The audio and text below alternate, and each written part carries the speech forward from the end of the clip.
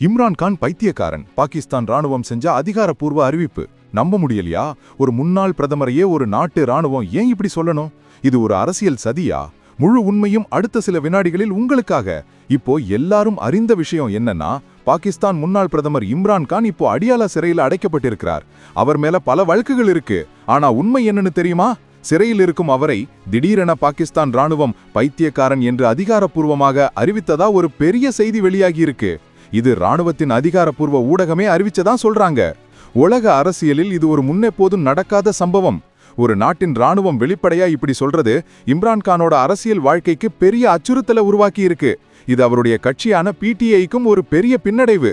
சமீப காலமா இம்ரான் கான சிறையில அடைச்சதுல இருந்தே பாகிஸ்தான்ல பெரிய அரசியல் குழப்பம் இருக்கு. இப்போ இந்த அறிவிப்பு அங்க இருக்கிற அரசியல் மோதல்களை இன்னும் அதிகப்படுத்தி இருக்கு. இது சர்வதேச ஊடகங்கள் எல்லாத்திலையும் பேசு பொருளா இருக்கு. அங்க இருக்கிற அரசியல் விமர்சகர்கள் என்ன சொல்றாங்கன்னா, இது வெறுமனே ஒரு பேச்சு கிடையாது, இது ஒரு அரசியல் சதி. இம்ரான் கான ஒரு மனநலம் பாதிக்கப்பட்டவர் மாதிரி சித்தரிச்சா அவருடைய அரசியல் உரிமைகள், தேர்தலில் போட்டியிடும் வாய்ப்பு எல்லாமே நிரந்தரமா காலியாகிடும். ஒருவேளை ராணுவம் அவரை சிறையில் வைத்து அவர் மனநலத்தால பாதிக்கப்பட்டுட்டாருன்னு நிரூபிக்க முயற்சி செய்யுதான்னு ஒரு கேள்வியும் எழும்புது.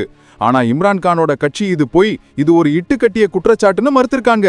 அடடா, அரசியல் எவ்வளவு மோசமானதா இருக்கு பாருங்க. இந்த சம்பவம் பாகிஸ்தான் அரசியல்ல ராணுவத்தோட ஆதிக்கம் இன்னும் குறையவே இல்லைன்னு மறுபடியும் உறுதிப்படுத்தி இருக்கு. ஜனநாயகத்துக்கு இது ஒரு பெரிய சவால். இம்ரான் கான் இந்த அறிவிப்பை எதிர்த்து சட்டப்படி என்ன நடவடிக்கை எடுக்க போறாருன்னு தெரியல. ஆனா இது அவரது எதிர்காலத்தை மாற்றுவது உறுதி. நீங்க என்ன நினைக்கிறீங்க? இது உண்மையிலேயே அவர் மனநல பாதிப்பா, இல்ல அரசியல் ரீதியா அவரை ஒழிக்க செய்யப்பட்ட சதியா? உங்க கருத்தை மறக்காம காமெண்ட் செக்ஷன்ல சொல்லுங்க. இந்த பரபரப்பான செய்தியை லைக் பண்ணிட்டு நண்பர்களுக்கும் ஷேர் பண்ணுங்க.